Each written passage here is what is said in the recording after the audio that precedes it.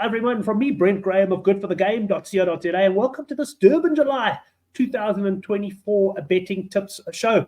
Well, I can tell you, it's not every day I get to have someone connected or effectively owning a horse in the July, but that's exactly the case here, and it's my partner at Good for the Game, Chris Sturdy. He's down in Durban, and Chris, of course, your wife, Natasha, owns a share in Royal Victory, who is probably fourth or fifth in the betting for the July.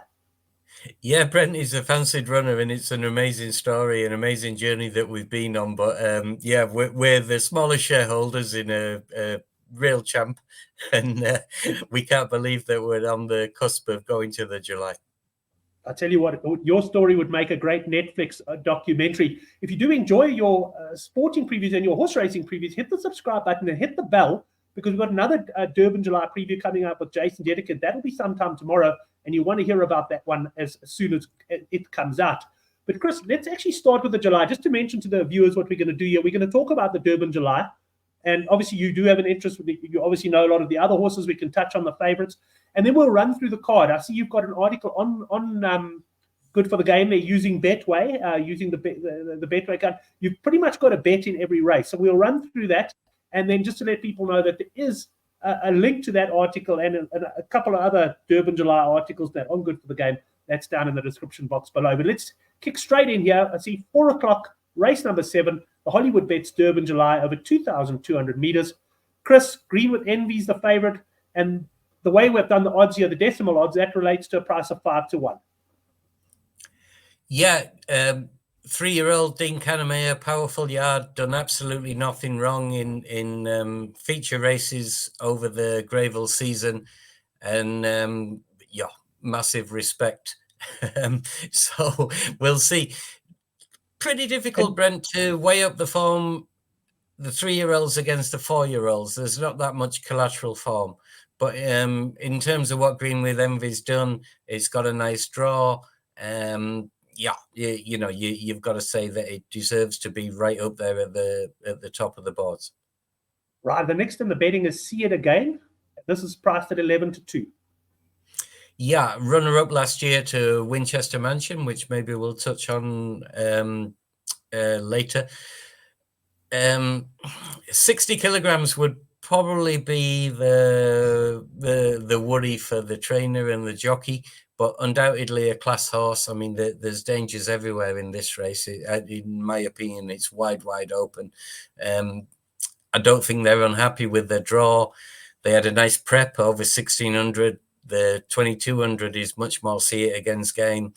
KZN horse, Michael Roberts. Yeah, big runner. Right. Third in the betting, we got Future Swing, currently priced at 8-1 on Betway. And just to mention to people, prices subject to change, of course. There's changes to the prices all the time as money comes for various horses. What do you say about Future Swing there, Chris? Yeah, this one I'm not too sure about. I think what we could say, Brent, Richard Faree, who's broken all records this season, champion jockey, he's chosen Future Swing, and you would imagine that he wouldn't have been short of options. That probably takes a couple of points off the true price. Right. But he's been riding out of his skin all season, so maybe that's deserved. Yeah, I'm not quite sure about Future Swing. It wouldn't surprise me to see it be right up there. But yeah, I don't know. I like I prefer the older horses with the grade 1 form, such as your See It Again's and I thought you were going to say you prefer going to mention next. Yeah, I was going to say, I thought you were going to say, I like the horse directly below in the betting. That is, of course, Royal Victory. Now, let me tell you, Royal Victory in the Summer Cup was odds of around 75-1. Actually tipped it in the Good for the Game newsletter, and there's a link to that below as well. I mean, what a day that was coming through at that price. But I remember when it won at 75-1 saying, we'll never get this price about Royal Victory again. And here you go, 10-1 in the biggest race in the country, maybe equal in terms of stakes with I think, the Summer Cup. But in terms of pure prestige, you're 10-1 in the biggest race in the country, Chris. It must be a great feeling. It is, Brent. He's always been underestimated, or nearly always been underestimated in the betting. I mean, I can take you back to his 2-year-old days when he was running in a feature on July Day against Cousin Casey, who was also in the lineup this time around. And Cousin Casey was much more forward as a 2-year-old than what Royal was. But our price just ballooned out to a Summer Cup style 66-1 and bigger, I think.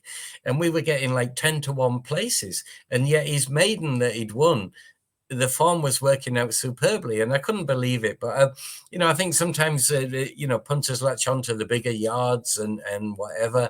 And Royal has always been underestimated, and he certainly was in the Summer Cup, although he did have the form to go close. I think maybe people were put off that day because he was traveling up from KZN to Joburg. That's a big ask, and his trainer found the right way to get him there. Perfect preparation, and he won the Summer Cup. He didn't go off 66-1. I think the official starting price was 33, but there was 66-1 there up to a day before the off, And then we did it again when you and I were there, Brent, to cheer him home in the premiers. But the difference was the Summer Cup was a handicap, and that was a weight for age. And to me, that was probably an even better run, because it was level weights basically.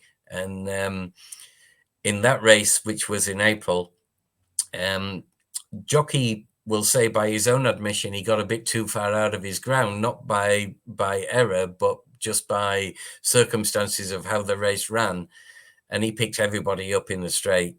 That was 2,000 meters. This is 2,200 meters, but Turpentine, a lot tougher track than Grayville. Grayville's pan flat. Turpentine, they come up the hill, coming round into the home straight, So I don't think we got any worries about the distance. I'm not going to lose any sleep over that. And no reason why he won't be picking him up in the straight again. Running can come down to it, but I think he's a massive runner, Brent, a massive runner. Chris, where would you like to see? Because I remember that day you're talking about very well. If I remember correctly, it was Winchester Mansion and Royal Victory that came together, and Royal Victory in the end holding on there. But I remember that day because I was watching with all of you owners, and I was looking at this game. There's no way that Royal Victory wins from there. But now obviously Turpentine got a longer straight than Grayville. Grayville, you don't necessarily want to be coming from the back. Where would you, all going well, where would you like to see Royal Victory scraping the paint in about 5th or 6th position coming into the straight? Well, he's drawn 1, which I think it makes the jockey's job a lot more easier than if he'd been drawn 18. You still don't know how things are going to pan out. Don't know exactly who's going to go and tear off and make the pace. The horses that are drawn wider are probably more likely to do that. I leave the tactics to the trader and the jockey. I don't get involved, and I know that there'll be a plan in place.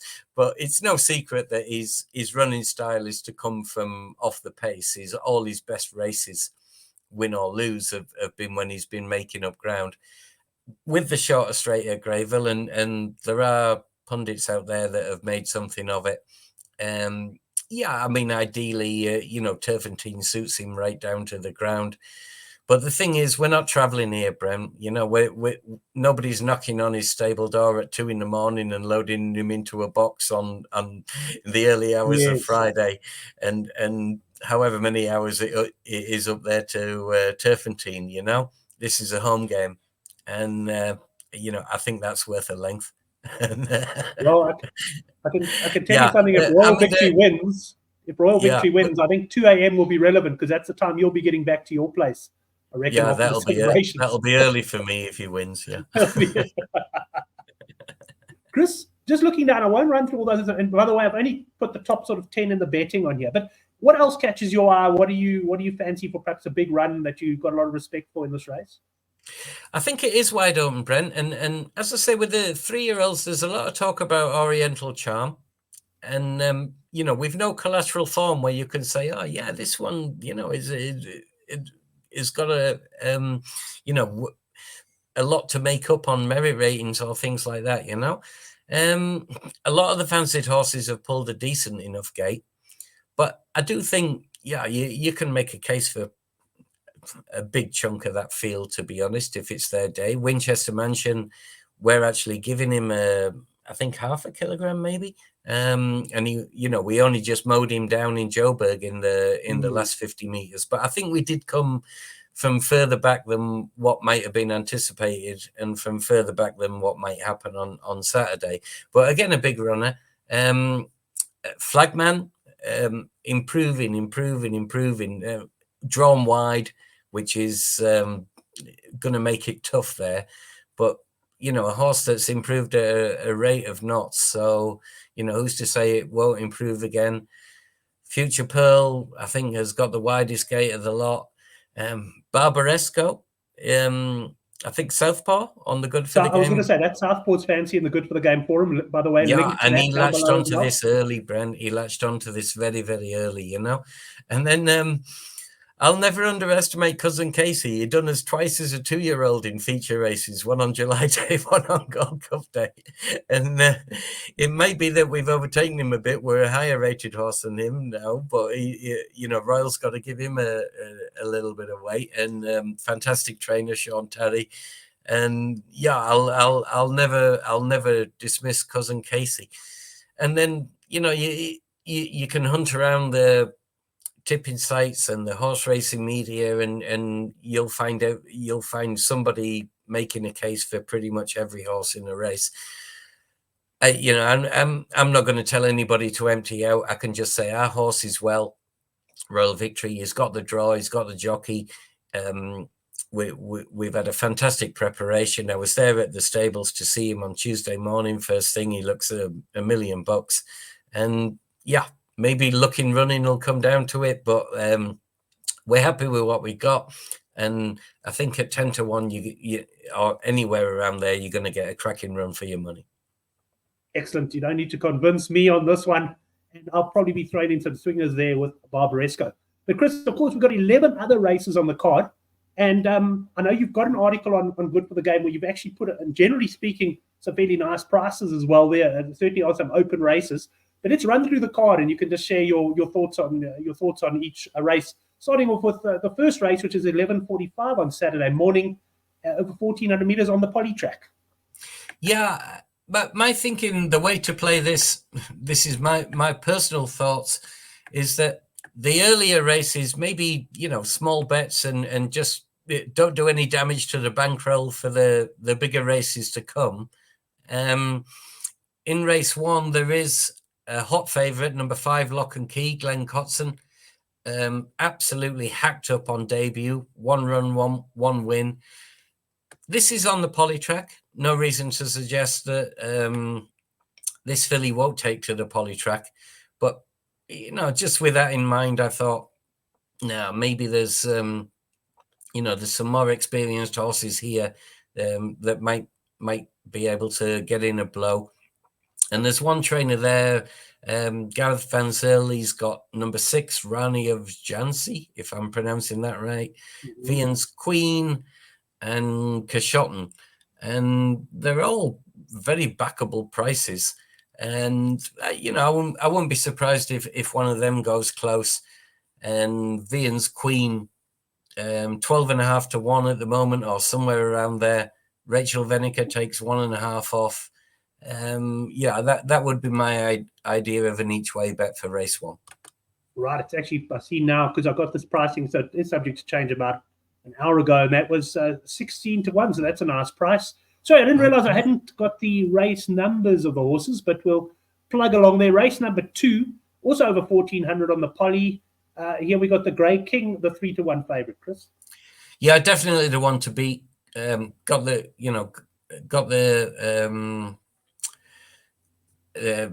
trainer there, Justin Snaith, and Zaki. It's got the form. Yeah, it could be hard to beat. I preferred Q Wing at number 2. Real, good old KZN horse here. Seldom runs a bad race. I think around 10 to 1, Brent. I might be wrong. Yes. 10 to 1. Cracking draw at 2. 1400. I mean, this horse can run a multitude of distances, but I don't see any problem with 1400. And yeah, that was my idea of an each way play, really conserving money for the later on in the day.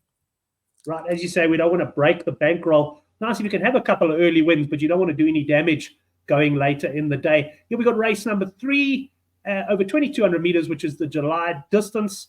And we got a fairly open race. In fact, I don't want to say fairly. It's one of the most open races I've seen. We're betting 6-1 the field here, Chris. Yeah, definitely. So yeah, very tricky. I mean, if you can land your swingers, trifectas, quartets here, then you're going to be laughing. I found this one very difficult. I mean, this is like your July consolation, basically. You know, these horses going over 2,200. We're on the turf here. We're not on the poly.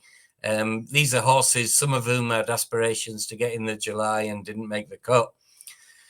There's a Cape Town horse here, number 11, Baratheon, 20-1. Now, again, I go back to our forum. It might be Kevin Turner, might be Southpaw. And I know these boys have labelled this one a very honest horse, loves this sort of trip. And yeah, 20-1, I thought was way too big, but really, really difficult race. This is the first leg of your place accumulator. I think you're going to need to load up here and look at going short elsewhere further down the line. But yeah, 20-1, another each way pick, Brent, without breaking the bank. Just mention the horse's name again, because Baratheon. Okay, yes, number this one. 11. So this is just underneath. I've got the top 10 in the betting, so it's just down there at the 20-1. So I just wanted you to mention the name because people won't be able to see it on this list. That doesn't mean it's not there. It just means it's not in the top. Yeah, number 11, Baratheon. Yeah. Number 11. Okay, excellent. Right, and next race, it's the Gold Vase, over 3,000 meters. Now we're talking my sort of distance. And we got Raise Alleluia here at 33-10 favorite, Chris. This is a marathon. And once again, a fairly open race. Yeah. Another marathon, the 3,000, the Gold Vase, and out and out stayers needed to win it. Razor Hallelujah is a big runner, Brent. Candice Dawson, Richard Ferree. I'm pretty sure that's going to go off favourite. Breeze Over with Muzzy Yaney, who will ride Royal Victory later in the day. Again, a big player. And Down to Business, number 16 there. Those are the front three in the betting, along with One Way Traffic of Justin Snaiths. I'm not sure we're going to see a roughie here. I mean, this is the first leg of the pick six, and the carryover is projected to take the pool. They're talking about 20 million. Wow, that's the biggest I've ever heard. Yeah, they're expecting record pools for the day. Yeah, in some ways I'm thinking, should we go wide? Because there's no obvious banker. But I think maybe, the top 4 or 5 in the betting might get us through here. And I would say Breeze Over, Razor Hallelujah, Down to Business, and One Way Traffic. Yeah, outside of that, I'd be struggling, to be honest, to name a winner. I haven't really got a roughie in this race. No, fair enough. And if you got the pick six, I mean, you want to if you can get through a couple of the early legs without too much coverage, it gives you a little bit more scope later on. On that note, what I'll do this year, I've done it a few times. There are a lot of top guys who post their tips, like we said, Southpaw will give his fancies, KT, all of those guys on the forum. What I like to do is I like to just almost do a good for the game pick six, where I try and look, what do we fancy? Perhaps banker Royal Victory, because we'll all, you know what I mean? But take a bit of a chance here or there. But I'll do that, and I'll probably post that on the Good for the Game forum. And if I do it early enough, I might even do a video on that one. So that'll be pretty good. I'm sure you'll be taking a pick six on the day as well. Yeah, we will. We'll put something together on the day. What I would say is, Southpaw and KT, they always try. They look for the value, and they look for the big prices. So if you do see them label something at big odds, throw it in and rather go wider and take a percentage, because these lads have got a fantastic track record of finding big price winners. No, 100%. Let's go into race 5. Zulu Kingdom Explorer Golden Slipper over 1,400 meters, a grade 2. And we've got a firm favorite here. Gimme Dollar Countess or Gimme S Countess here, 13 to 10, Chris? Yeah, Gimme's Countess, number 7. Again, Dean Kanemayer, who trains Green with Envy, the current favorite for the July. Same trainer and jockey combination there. This, I think, is bordering on banker material, Brent. She's only had 2 runs, impressed on debut, winning, and then running a big feature at Scottsville on a second outing and got no sort of run whatsoever, and came 4th. This time, draw 7. Okay, it could be better, it could be worse, but it's 1,400 meters rather than 12. She's bred to go over ground. Massive respect for number 1, Quid Pro Quo, local horse there. Mike de Kock's got a filly that's improved leaps and bounds as well in the last couple of races. Number 3, Three Ways Destiny. But yeah, I'm very much in the camp of Gimme's Countess, and this could be where I really take a chance in the pick 6. And I think this is the first leg of the second jackpot. There's 3 jackpots on the day, races 1 to 4, 5 to 8, and 9 to 12. And the second jackpot, I think Gimme's Countess looks like banker material to me, Brent. Excellent. Well, I need a banker, so that will probably be mine as well. Race number 6, we're getting ready for the July, of course, would be the next race on the card. This is the Durban Golden Horseshoe, a grade 2 event over 1,400 meters. And quite an interesting name. Truth is the 3 to 1 favorite at this point. Yeah, this is the, again, 2-year-olds, but this time it's the Colts and Geldings. Sean Terry's got a strong hand here. Number 2, Cosmic Speed, and number 14, Proceed.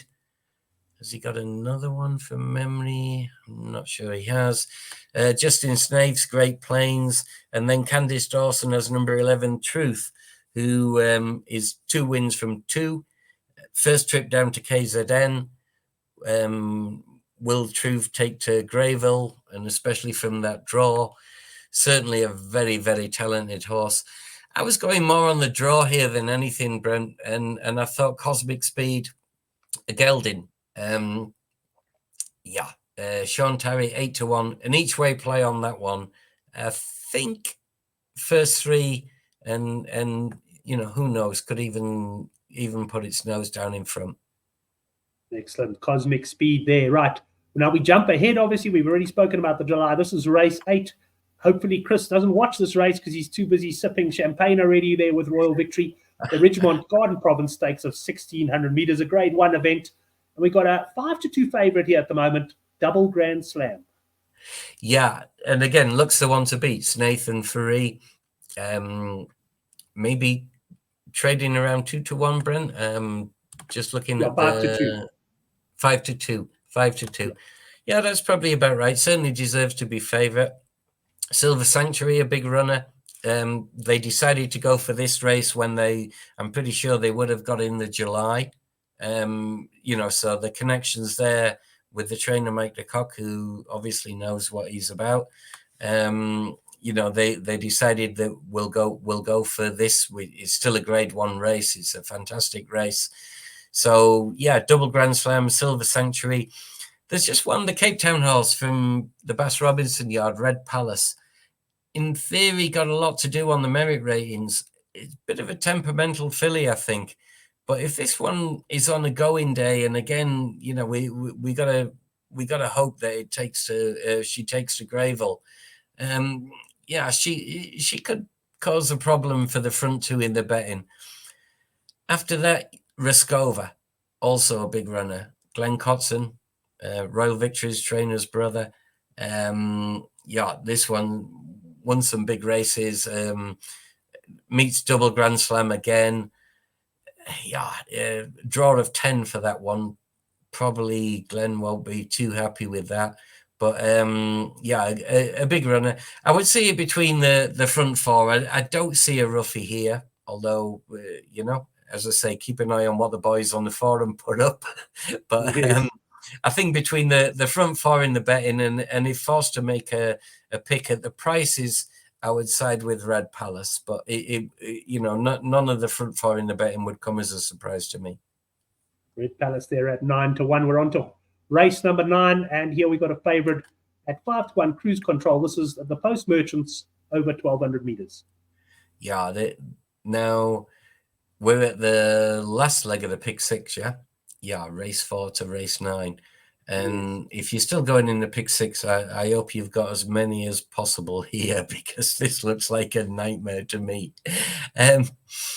Teflon Man, number 9, is I've been a fan of. I don't think we've seen the best of this one yet. 3-year-old taking on some older horses. There's some coming back in trip. You got Joburg horses in there. It's really, really tricky. There's a horse like Anfield's Rocket at any price that had fantastic 2- and 3-year-old form. Hasn't really turned it on since, but was second last time out. At My Command, number 13. Yeah, again, a big runner. Yeah, Teflon Man, a very, very speculative each way play for me. Well, a speculative win bet or a first 3, a place bet for me. Right, that's Teflon Man, currently priced at 9-1. We're getting towards the end of the race card now. Race number 10. This is a 1,600 meters listed handicap, and we've got a 6-1 favorite here, which tells me one thing: this is a very open race. Get Impressed is our favorite, Chris. Yeah, for sure. I like a bit of Lady Heist. Got the draw.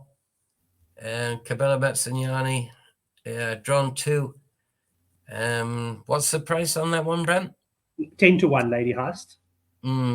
Wide open. How about the swinger Lady Heist and Money Heist? Money Heist's a good horse, I tell you, but they won't be happy about coming out of gate 14. But Lady Heist, and if you want to put Money Heist in, Brent, at that stage, why not, mate? I want to ask you about this horse here, just because I see once again there's that call it the big capital S. It's obviously That's My Baby. Why do they write it like that, Chris? Is it some reason? Is it something to do with the breeding or whatever, that the horse is written with S standalone capital? I've seen that in another horse you mentioned. Do you have any idea? Where are you there, Brent? That's My Baby. No, not sure, to be honest. Okay. No, I was just curious. Whether it's just the way that the feeds pick things up or whatever. Yeah. Yes. I wouldn't like to commit, Yeah. But I won't put you on the spot.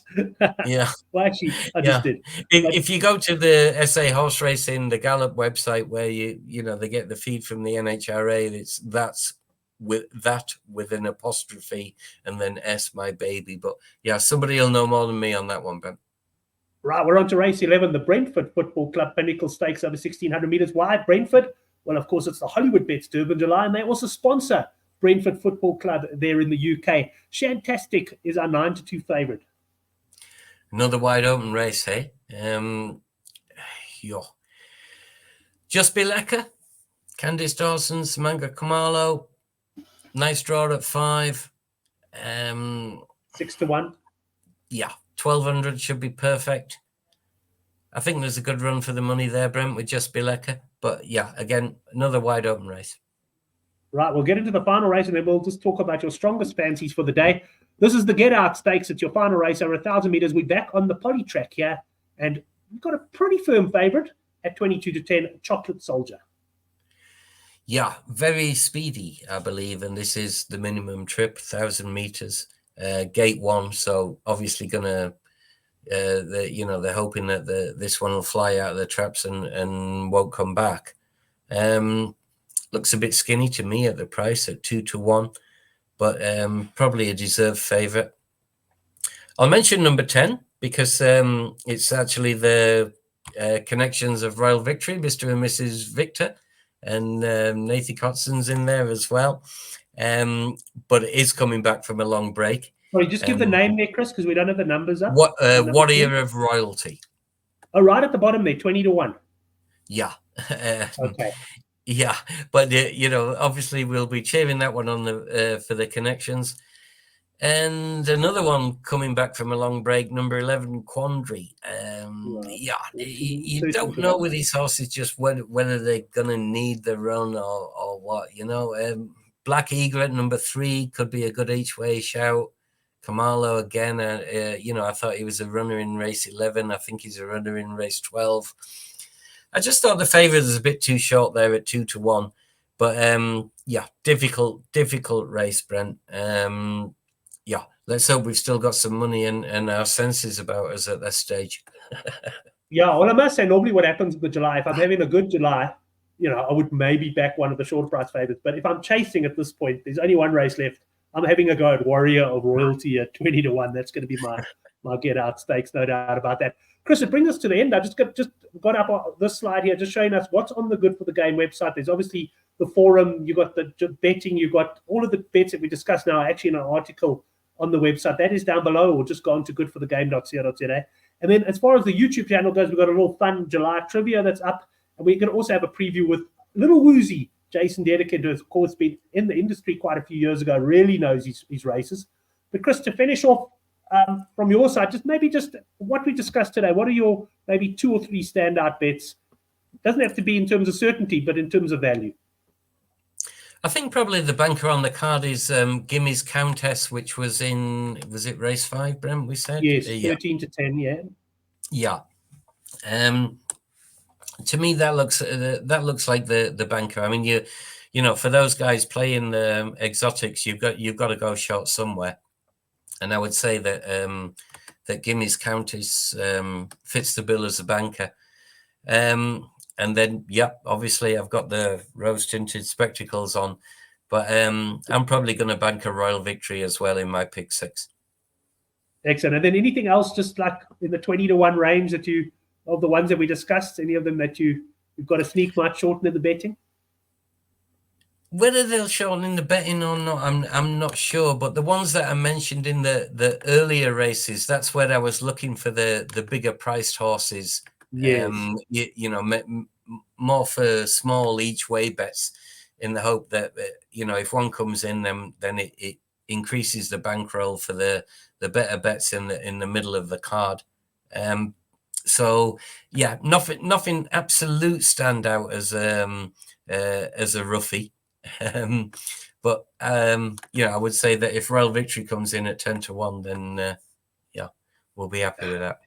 It's going to be one thing for sure. If Royal Victory comes in, it's going to be a good day all round for all of us on Good for the Game. But Chris, been excellent catching up with you. You and I don't get to talk enough, even though we involved with the Good for the Game website together. So great to talk racing with you, and just wishing you all the best, not only for the race itself, but for the rest of the week. I know you got the whole family down there. It's really going to be a sort of week that you'll never forget. And let's face it, very few people in there, you know, very few racehorse owners, some who've owned hundreds of horses, have a chance to own a horse that runs in the July. So just enjoy the experience, mate. Thanks ever so much, Brent. That means a lot. It is an amazing day for us. We could never have dreamed of anything like this. Whether we win or lose, we're going to have a fantastic day. And, you know, it really is just like what dreams are made of. So, yeah, it's about enjoying every minute and, you know, be humble, whether we win, whether we lose. And, yeah, let's see where the road takes us. Excellent. Well, we're looking really forward to the weekend. Tour de France, Durban, July. And, of course, loads of rugby, including South Africa against Ireland. We'll have a preview up on Good for the Game. And the Undertaker makes his return to the handicap show. That's live on Thursday nights at 9 o'clock. So make sure you do subscribe to the channel for that one. Thanks for watching, everyone. Thanks to Chris, and wishing everyone